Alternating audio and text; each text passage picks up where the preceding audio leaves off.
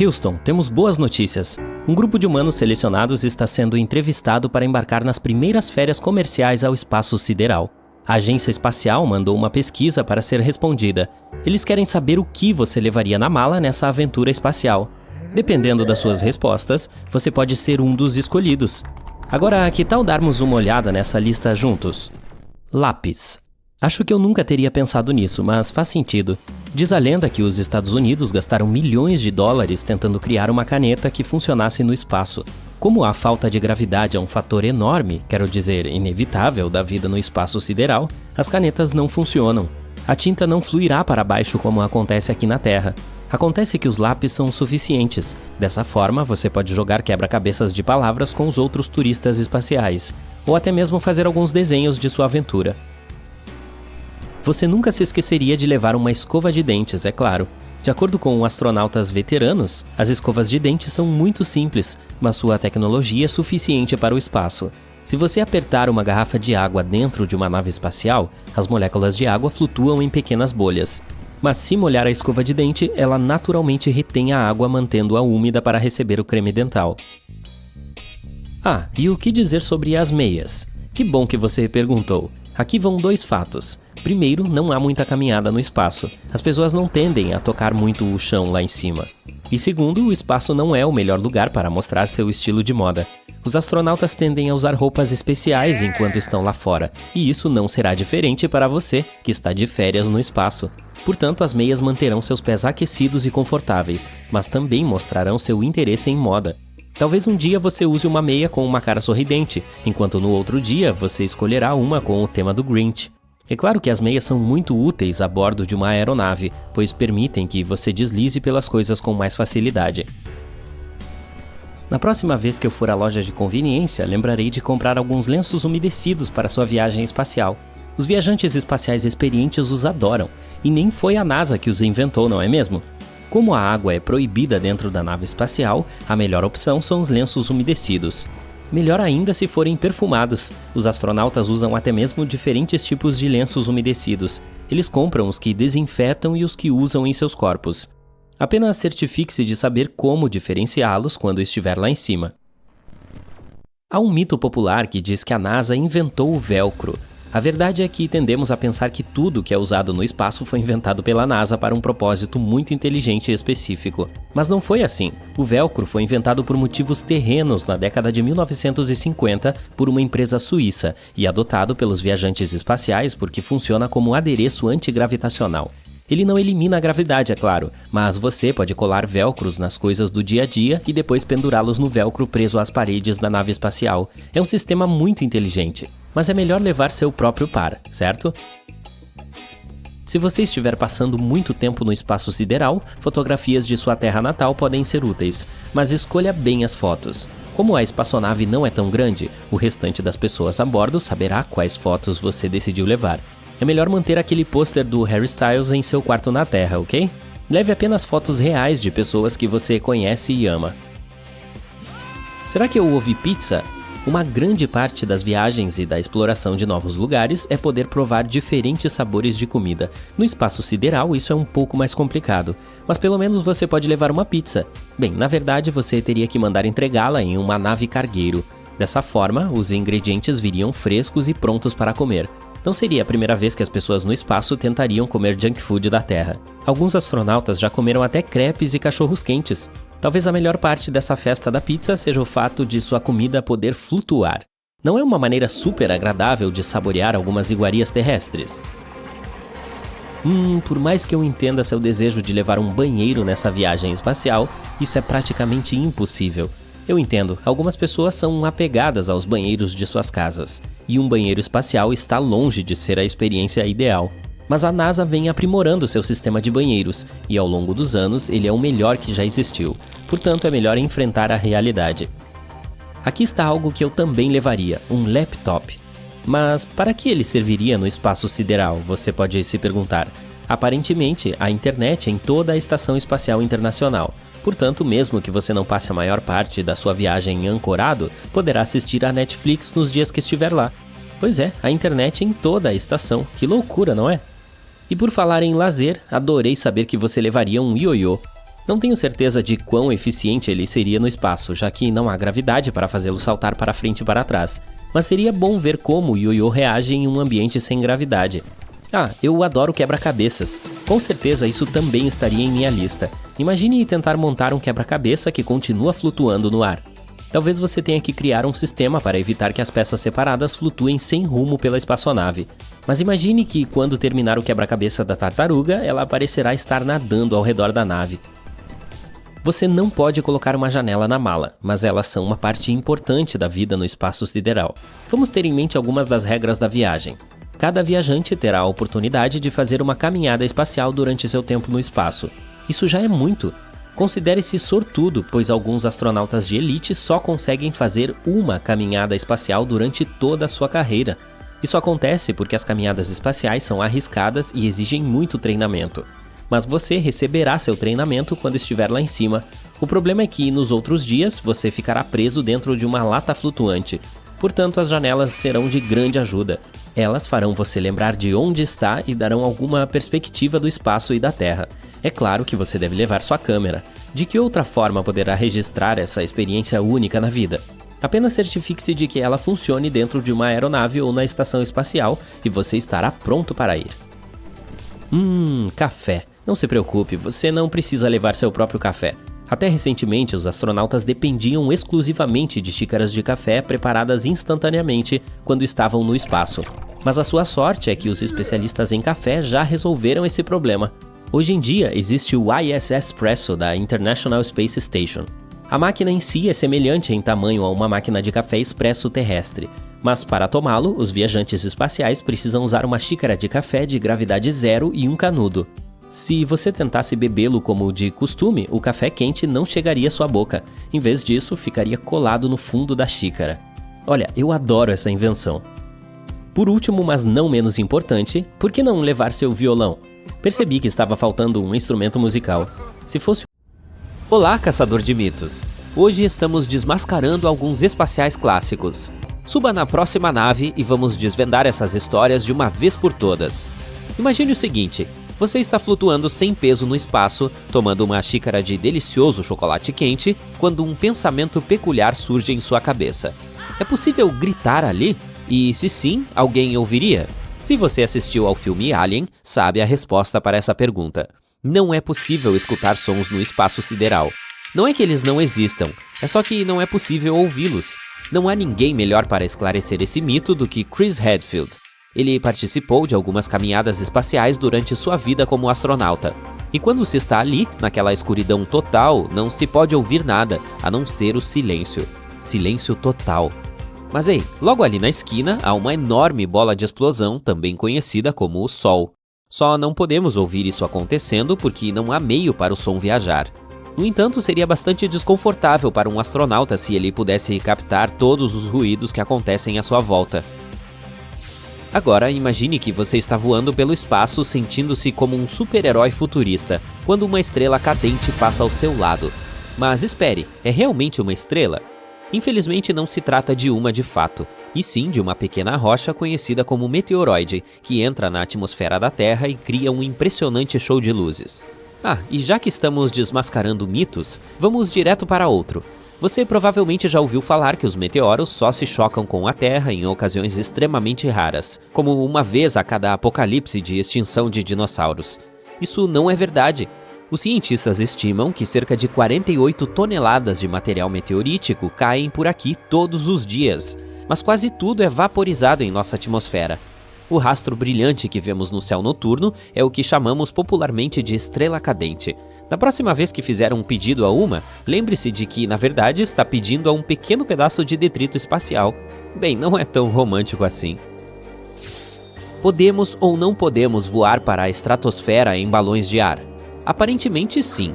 Essa região começa relativamente perto do solo, cerca de 11 ou 12 quilômetros acima da superfície, mas continua subindo por um longo caminho.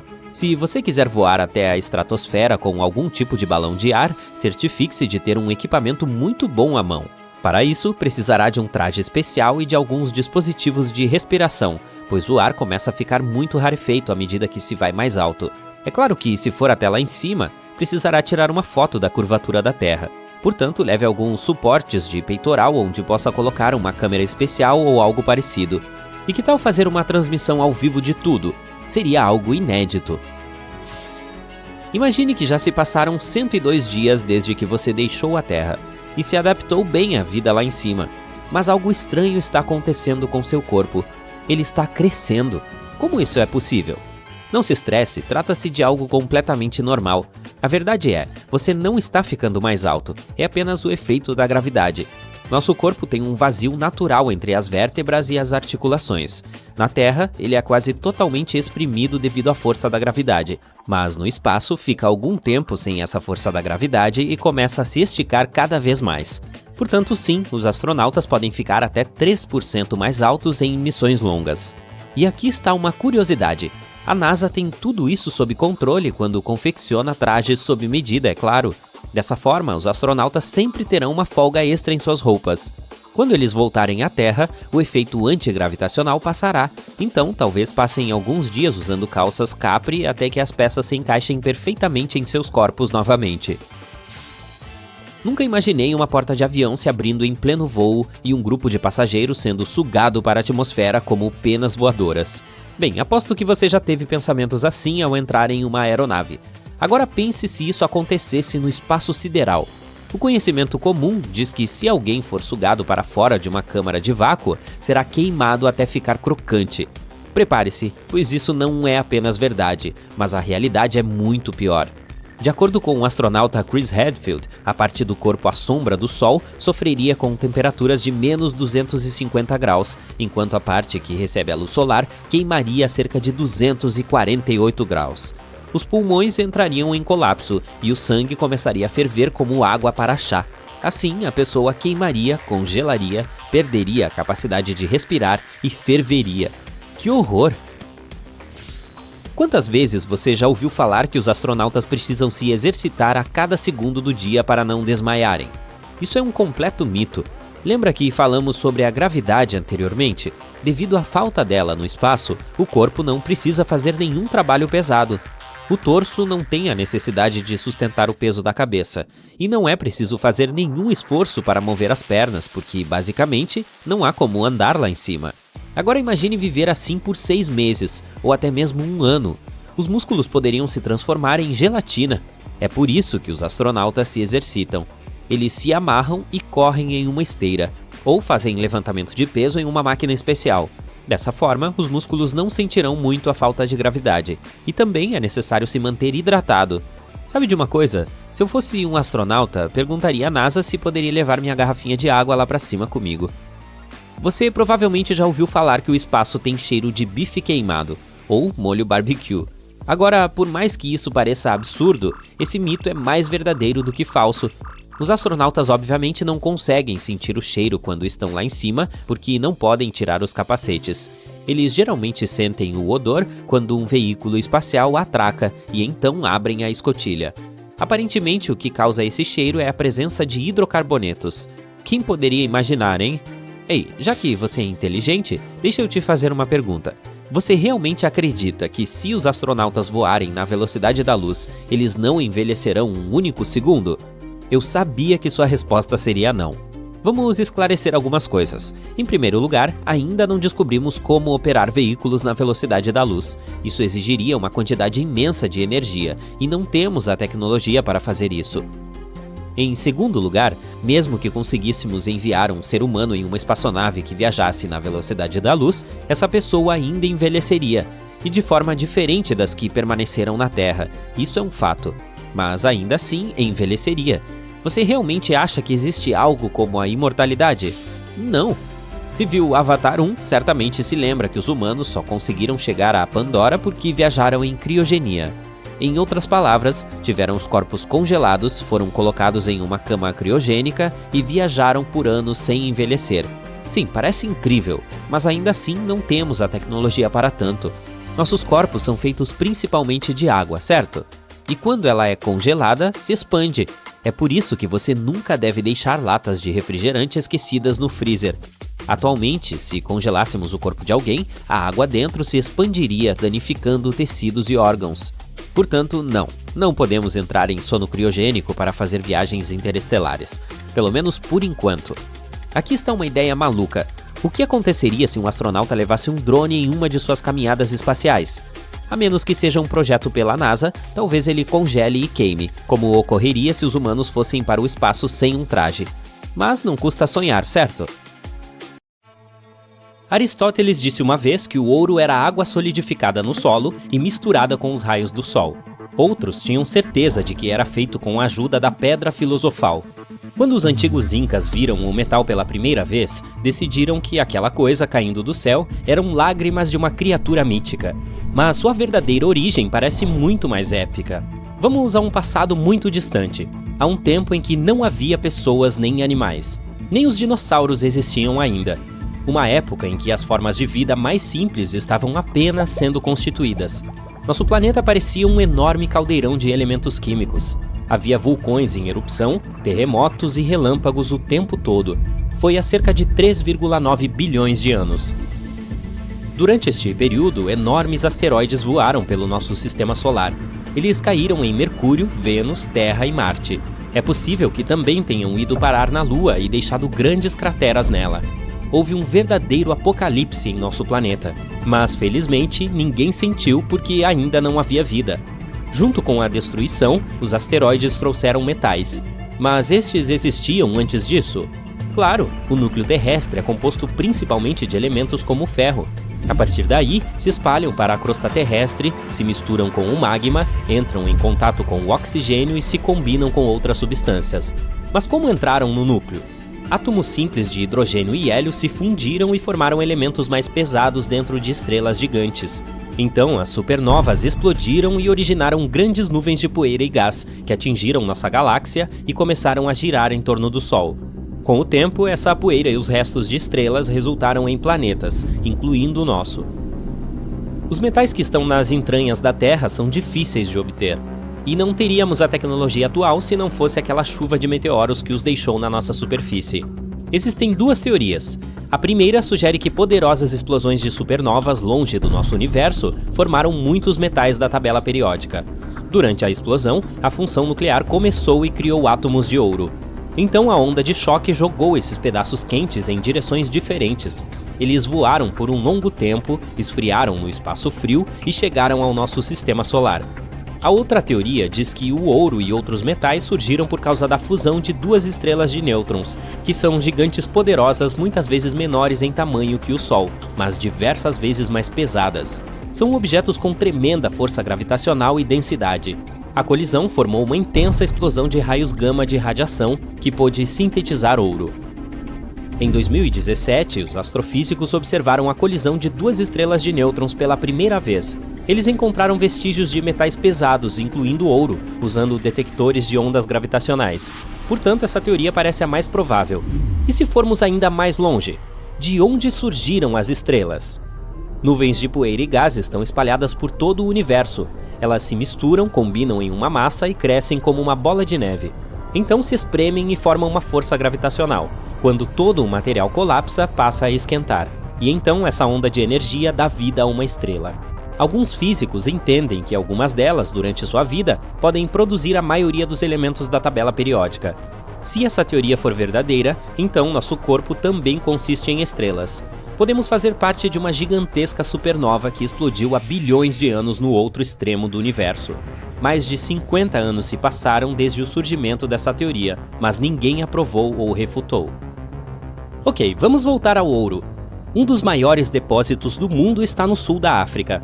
Os cientistas acreditam que o metal precioso apareceu lá há mais de 2 bilhões de anos, após a queda de um meteorito gigante, e têm certeza de que está escondido nos oceanos. De 10 a 20 milhões de toneladas dele podem estar debaixo d'água, mas não como grandes pedras, e sim minúsculas partículas dissolvidas em líquido. A extração é muito cara. Agora vamos descobrir como o ouro é retirado e transformado em joias. A princípio é encontrado em depósitos, grandes extensões de terra ou rocha dentro das quais está escondido. Os trabalhadores usam picaretas, pás e máquinas para extrair pedaços brilhantes, que em seguida são dissolvidos em um ácido especial que separa o metal dos sólidos. Depois, outras substâncias são removidas dele por fusão ou com flora gasosa. Após esse processo, o ouro é verificado quanto à pureza. 99,9% é a referência. Pronto, agora está pronto para uso, seja como uma joia ou parte de um dispositivo eletrônico. Os metais mais raros da Terra também vieram das estrelas. Estou falando de ródio e irídio, que são várias vezes mais caros que o ouro, não por causa de sua beleza, mas por seu valor prático. Por exemplo, ambos podem transformar gases nocivos em inofensivos, e 90% da demanda deles recai sobre o mercado das montadoras de veículos, principalmente na fabricação de catalisadores automotivos. Eles são necessários para limpar gases nocivos. Quando as substâncias tóxicas produzidas durante a combustão do combustível entram em contato com esses metais preciosos, se transformam em suas formas mais seguras. Uma microcamada de ródio e irídio é aplicada nas paredes do cilindro do catalisador. Ouro, platina, ródio e irídio são os metais mais caros. Mas e os mais duráveis? É um pouco complicado determinar um vencedor porque a força de cada um depende de 4 critérios. Primeiro, resistência à tração, que é a capacidade de resistir ao rasgo. Por exemplo, a massa de modelar tem baixa resistência à tração porque pode ser esticada facilmente em diferentes direções. Entre os metais, o tungstênio é talvez o menos elástico. Outro critério é a resistência à compressão. E aqui, o cromo é um dos mais fortes. O terceiro é a resistência ao escoamento. Para testar isso, é necessário fazer uma haste ou viga de qualquer metal e tentar dobrá-la e quebrá-la. Aquele que mostra maior resistência tem um alto nível, e o titânio é muito bom nesse aspecto. E o último critério é a resistência ao impacto, que mostra o quão forte é o elemento quando é derrubado ou atingido. Aqui é o ferro que mostra um bom resultado. Cada metal tem seus próprios pontos fortes e fracos. O cromo, por exemplo, tem uma alta resistência à compressão, mas fica fraco se você tentar esticá-lo. Portanto, as pessoas fazem ligas metálicas para combinar seus pontos fortes. Ok, aprendemos sobre os metais mais raros e caros. E os outros elementos? Qual é a substância mais rara do mundo? Conheça o ástato. Existem cerca de 25 gramas dele encontrados em todo o mundo. A taxa de seu decaimento é igual à velocidade de sua formação. Portanto, sua quantidade na natureza não muda. Ele foi descoberto no fim do século XIX, mas ainda agora, depois de tantos anos, sabemos pouco sobre esse elemento. Em 1869, o criador da tabela periódica, Dmitri Mendeleev, soube que havia uma certa substância numerada 85 no grupo dos halogênios. Este conjunto de não-metais inclui substâncias como flúor, cloro, bromo e iodo. Portanto, o ástato é considerado o mais pesado de todos os halogênios conhecidos e o mais semelhante aos metais. Tem um baixo ponto de fusão e conduz mal o calor e a eletricidade. É quebradiço na forma sólida e possui uma cor escura.